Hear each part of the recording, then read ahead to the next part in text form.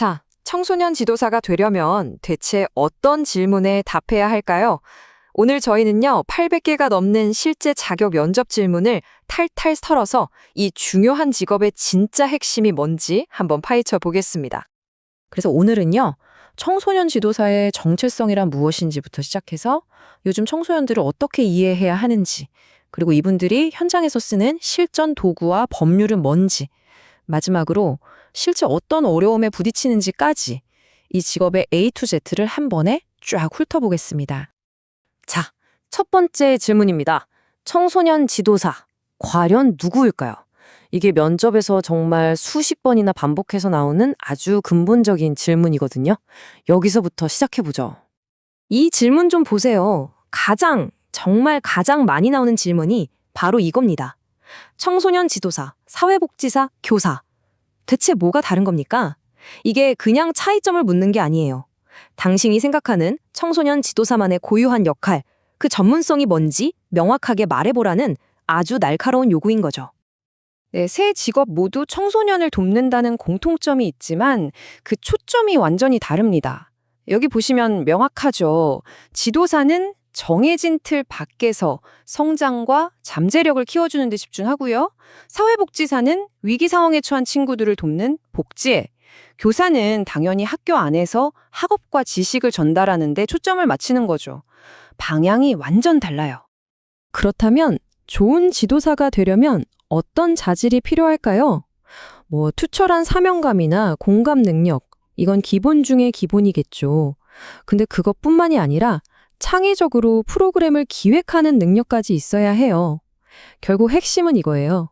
지도사는 그냥 애들이랑 놀아주는 사람이 아니라는 거. 청소년들에게 영감을 주고 길을 보여주는 진짜 멘토가 되어야 한다는 겁니다. 자, 지도사가 어떤 사람인지 알았다면 이제 그들이 마주할 오늘날의 청소년에 대해 알아봐야겠죠.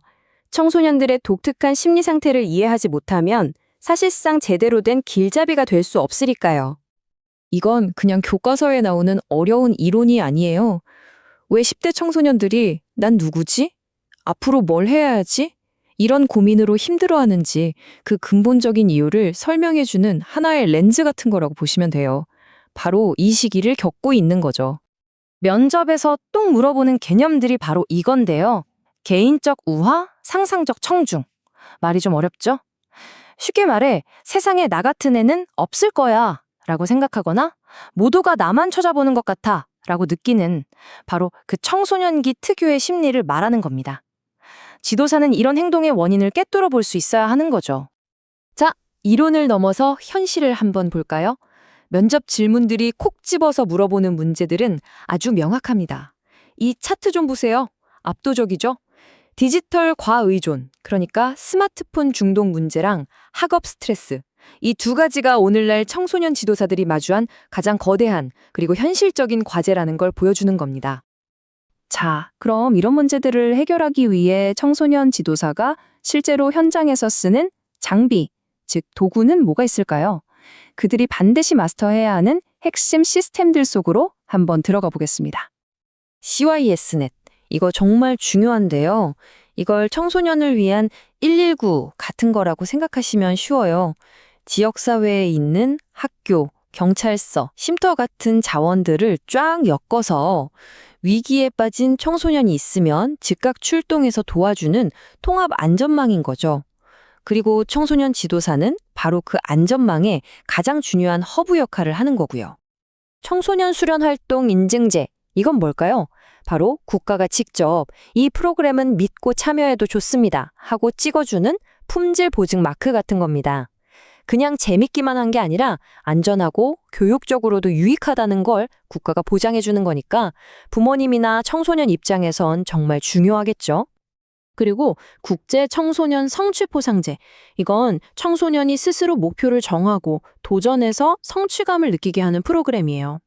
봉사, 자기개발, 탐험 같은 활동들을 통해서 교실에선 절대 배울 수 없는 끈기, 회복 탄력성, 그리고 무엇보다 나도 할 수 있다는 자신감을 길러주는 아주 핵심적인 도구 중 하나입니다.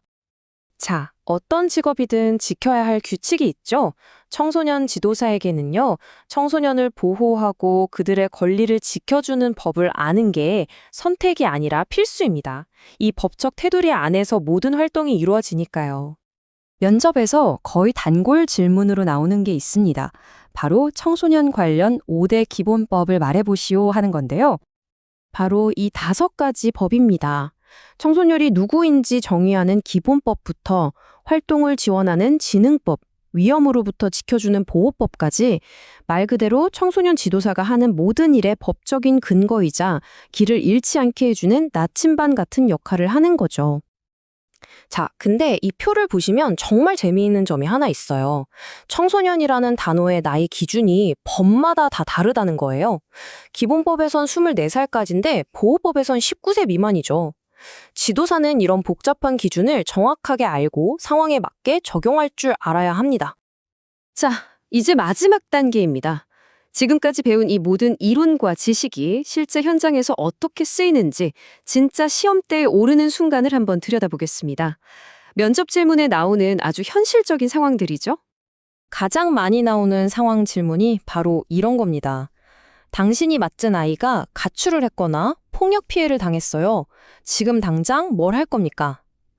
이런 긴박한 상황에서 얼마나 침착하고 정확하게 행동하는지를 보는 거죠.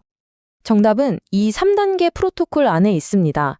첫째, 일단 아이를 안전한 곳으로 옮겨야죠. 그리고 차분하게 이야기를 들어주면서 안심시키는 게 급선무입니다. 둘째, 상황을 파악하고 법에 따라 경찰이나 CYSnet 같은 전문기관에 바로 알려야 하고요. 마지막으로 쉼터나 상담센터처럼 진짜 도움을 줄 수 있는 곳으로 연결해 주는 겁니다. 혼자 해결하려 하면 절대 안 돼요. 결국 이 말이 모든 걸 설명해 주는 것 같아요. 청소년 지도서의 진짜 능력은 멋진 활동을 기획하는 데서 나오는 게 아니라 한 아이가 가장 도움이 필요로 하는 바로 그 순간에 곁을 지켜주는 것에서 드러난다. 그리고 마지막으로 이 질문을 던지면서 마무리하겠습니다. 당신이 만약 청소년 정책을 책임지는 장관이라면 우리 아이들을 위해 어떤 정책을 딱 하나 만들겠습니까? 이건 단순히 현장의 지도자를 넘어서서 청소년들을 위한 더 나은 미래를 설계하는 큰 그림을 그릴 수 있는지를 묻는 질문이죠. 오늘 준비한 내용은 여기까지입니다. 함께 해주셔서 감사합니다.